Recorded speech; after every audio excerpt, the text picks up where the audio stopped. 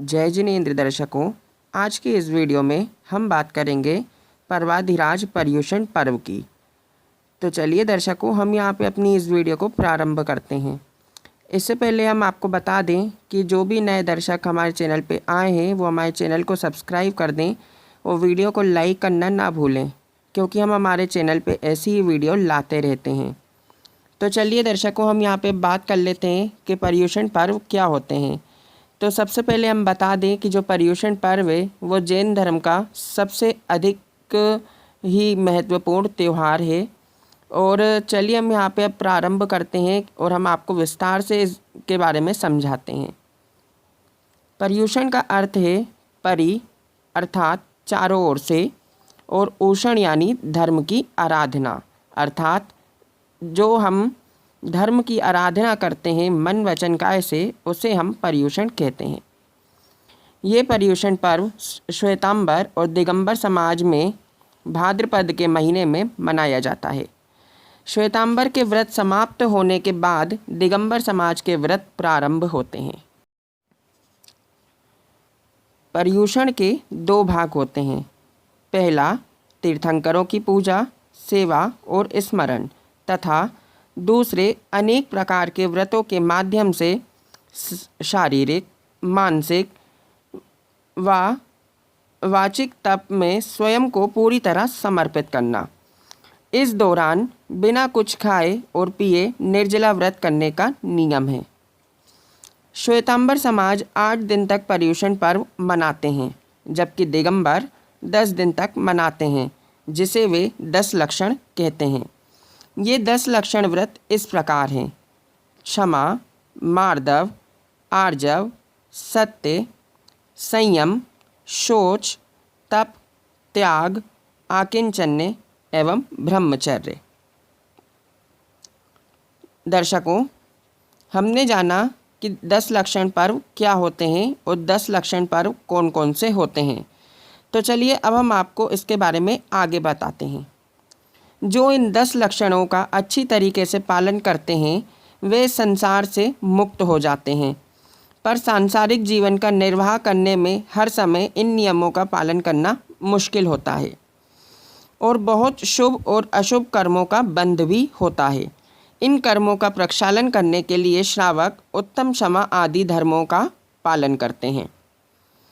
पर्युषण पर्व के समापन पर विश्व मैत्री दिवस अर्थात संवत्सरी मनाया जाता है। अंतिम दिन दिगंबर उत्तम क्षमा तो श्वेतांबर मिच्छामि दुक्कड़म कहकर लोगों से क्षमा मांगते हैं। अब हम आपको बताते हैं कि ये 10 लक्षण पर्व कब कब आते हैं। 10 लक्षण पर्वों का पालन करने हेतु जैन धर्म में साल में 3 बार 10 लक्षण मनाए जाते हैं। तो वो कब कब मनाए जाते हैं, चलिए ये भी हम आपको यहाँ पे विस्तार से बताते हैं। चैत्र शुक्ल पंचमी से 14 तक, भाद्र शुक्ल पंचमी से 14 तक और माघ शुक्ल पंचमी से 14 तक, ये 3 बार 10 लक्षण पर्व मनाए जाते हैं। भाद्रपद में आने वाले 10 लक्षण पर्व को लोगों द्वारा अत्यधिक धूमधाम से मनाया जाता है। इस 10 दिनों में श्रावक अपनी शक्ति अनुसार व्रत, उपवास आदि करते हैं और ज़्यादा से ज़्यादा समय भगवान की पूजा अर्चना में व्यतीत करते हैं। तो दर्शकों, ये तो हमने बताया कि पर्युषण पर्व क्या होते हैं, कब आते हैं और ये क्यों मनाया जाता है। अब हम आपको इन 10 लक्षण पर्व के 10 धर्मों के बारे में थोड़ा संक्षिप्त रूप में यहाँ पे बता देते हैं कि इनके क्या क्या धर्म होते हैं और ये क्यों हमारे लिए आवश्यक है। तो चलिए सबसे पहले हम यहाँ पे बात कर लेते हैं उत्तम क्षमा धर्म के बारे में। उत्तम क्षमा हमारी आत्मा को सही राह खोजने में और क्षमा को जीवन और व्यवहार में लाना सिखाता है, जिससे सम्यक दर्शन की प्राप्ति होती है। सम्यक दर्शन वो भाव है जो आत्मा को कठोर तप, त्याग की कुछ समय की यातना सहन करके परम आनंद मोक्ष को पाने का प्रथम मार्ग है। अब आगे जानते हैं उत्तम मार्दव धर्म क्या होता है। मार्दव धर्म हमें अपने आप की सही वृत्ति को समझने का जरिया है।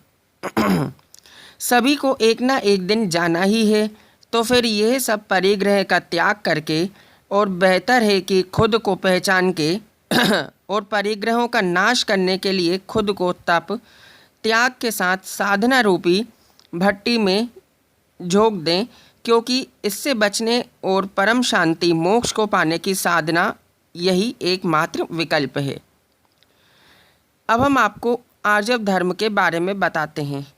आत्मा, आत्मज्ञान, खुशी, प्रयास, विश्वास जैसे असंख्य गुणों को सिंचित करने से और इनमें इतनी ताकत है कि वे केवल ज्ञान को प्राप्त कर सकते हैं।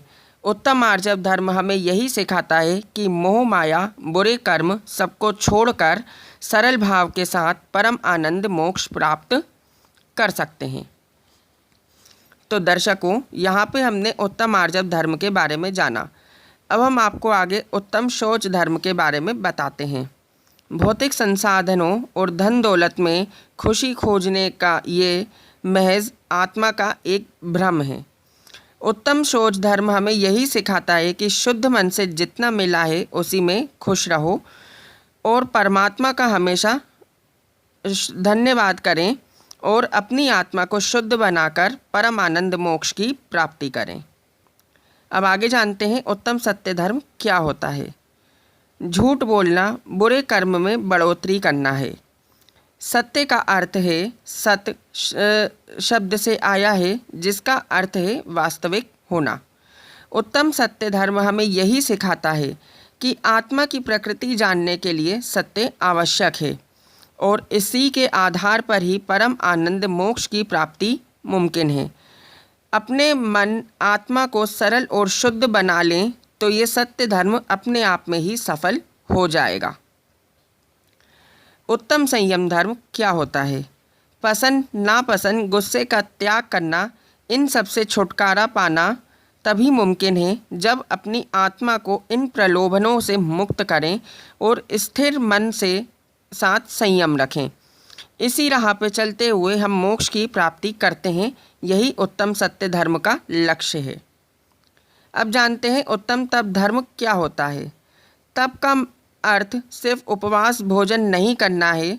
सिर्फ इतना ही नहीं, बल्कि तप का असली अर्थ ये है कि सब क्रिया के साथ अपनी इच्छाओं को वश में रखना।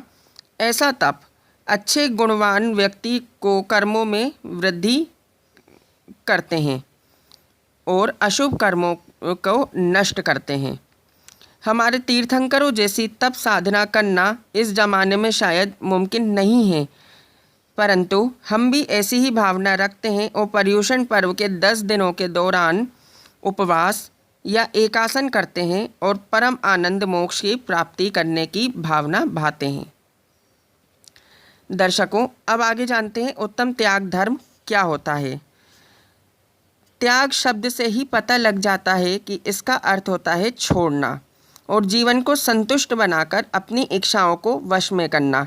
यही नहीं, सिर्फ अच्छे गुणवान कर्मों में वृद्धि करना है, बल्कि बुरे कर्मों का नाश करना भी है।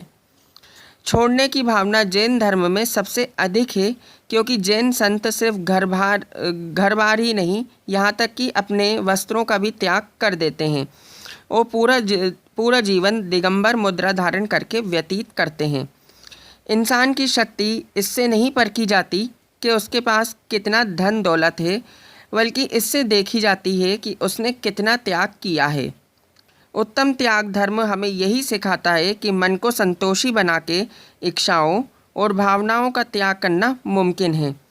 त्याग की भावना भीतरी आत्मा को शुद्ध बनाकर ही आती है। अब हम आगे जानते हैं उत्तम आकिंचन्य धर्म क्या होता है।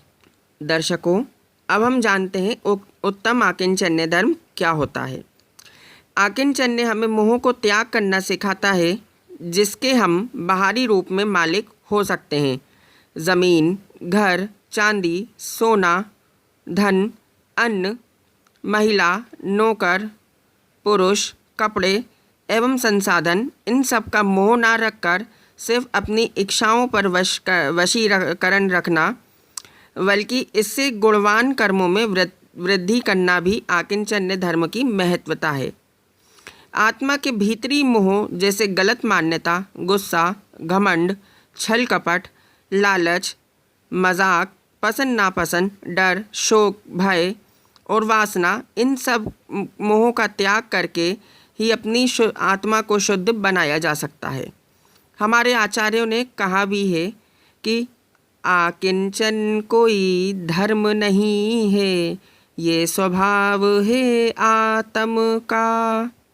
इच्छाएं जिसकी सीमित हैं, रंज न होता मातम का। निस्पृह होकर निज में रमना है उपलब्धि स्वात्म की। पर्वराज का अवसर आया, शुद्धि कर लो आत्म की। दर्शकों, ये लाइनें आपने कहीं सुनी होंगी। तो हमने इससे पहले वीडियो में एक भजन डाला था, ये उसी की लाइनें हैं। और हमें इन लाइनों पे थोड़ा सा चिंतन और मनन करना चाहिए और हमें ऐसी भावना भाना चाहिए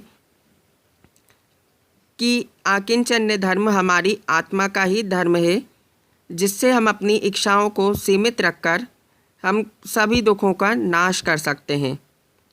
तो दर्शकों, ये तो हमने जाना यहाँ पे आकिंचन्य धर्म के बारे में। अब हम आपको उत्तम ब्रह्मचर्य धर्म के बारे में बताते हैं। ब्रह्म का अर्थ होता है आत्मा और चर्या का मतलब होता है रखना, अर्थात इसको मिलाकर ब्रह्मचर्य शब्द बना है। ब्रह्मचर्य का मतलब अपनी आत्मा में ही रहना है। ब्रह्मचर्य का पालन करने से आपको पूरे ब्रह्मांड का ज्ञान और शक्ति प्राप्त होती है, जिसे हम कैवल्य ज्ञान भी कहते हैं, जो हमारे तीर्थंकर भगवंतों को उत्पन्न होता है। और ऐसा ना करने पर आप सिर्फ अपनी इच्छाओं और कामनाओं के गुलाम बन सकते हैं। दर्शकों, ये तो हमने जाना संक्षिप्त में 10 धर्मों के बारे में। अब हम आपको पर्युषण पर्व के अर्थात 10 लक्षण पर्व के उद्देश्य के बारे में बताते हैं। पर्युषण पर्व मनाने का मूल उद्देश्य आत्मा को शुद्ध बनाने के लिए आवश्यक उपक्रमों पर ध्यान केंद्रित करना होता है। पर्यावरण का शोधन इसके लिए वांछनीय माना जाता है। आत्मा को पर्यावरण के प्रति तटस्थ तथा वीतराग बनाए बिना शुद्ध स्वरूप प्रदान करना संभव नहीं है। इस दृष्टि से कल्पसूत्र या तत्वार्थ सूत्र का वाचन और विवेचन किया जाता है और संत मुनियों व विद्वानों के सानिध्य में स्वाध्याय किया जाता है।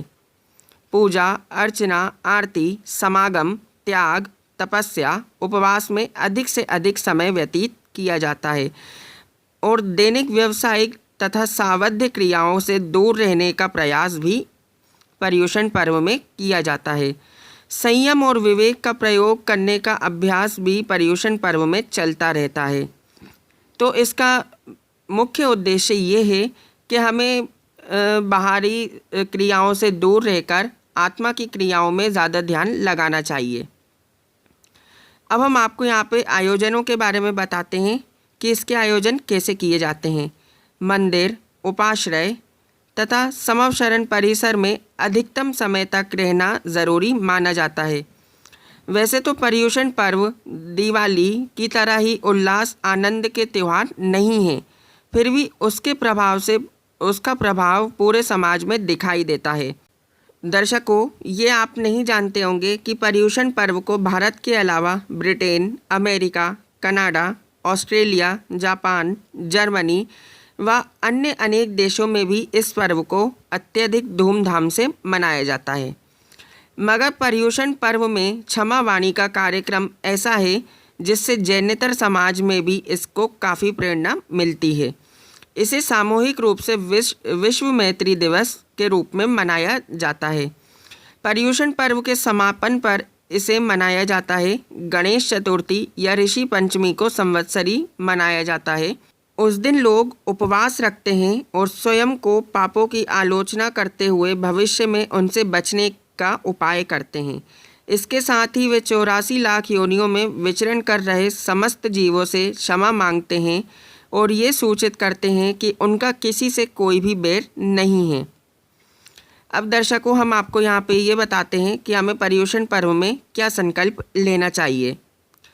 परोक्ष रूप से वे ये संकल्प लेना चाहिए कि पर्यावरण में कोई हस्तक्षेप नहीं करें, मन, वचन और काया से जानने तथा अजानते हुए भी वे किसी भी प्रकार से हिंसा की गतिविधि में भाग नहीं लेंगे, ना ही किसी को करने की अनुमोदना करेंगे और न दूसरों को लेने को कहेंगे।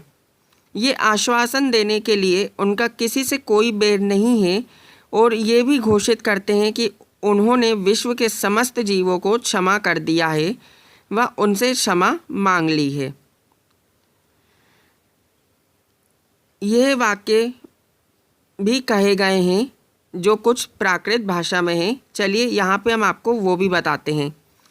खामेमि सव्य जीवा खमंतु में मित्ति में सव्य भूयस वैरम ममज्जम न केणई। तो दर्शकों, ये वाक्य परंपरागत ज़रूर हैं मगर विशेष आशय रखते हैं। इसके अनुसार क्षमा मांगने से ज़्यादा ज़रूरी क्षमा रखना है और क्षमा करना है। क्षमा देने से आप अन्य समस्त जीवों को अभय दान देते हैं और उनकी रक्षा का संकल्प करते हैं। तब आप संयम और विवेक का अनुसरण करते हैं और आत्मिक शांति का अनुभव भी करते हैं और सभी जीवों और पदार्थों के प्रति मैत्री भाव रखते हैं। आत्मा तभी शुद्ध रह सकती है जब वे अपने से बाहर हस्तक्षेप ना करे और अपनी ही आत्मा में लीन रहे और बाहरी तत्वों से विचलित ना हो। क्षमा भाव इसी का मूल मंत्र है। तो दर्शकों, आपको हमारा ये वीडियो कैसा लगा, और अगर ये वीडियो अच्छा लगा तो लाइक ज़रूर करें और शेयर ज़रूर करें और हम कोशिश करेंगे कि हमारे अगले वीडियो में हम आपको धूप दशमी की कथा के बारे में बताएं। तो दर्शकों, आज की वीडियो में बस इतना ही, और अगर आप नए हैं तो हमारे चैनल को ज़रूर सब्सक्राइब करें और वीडियो को लाइक और शेयर करना ना भूलें। तो हम मिलेंगे आपसे अगले वीडियो में, तब तक के लिए जय जिनेंद्र।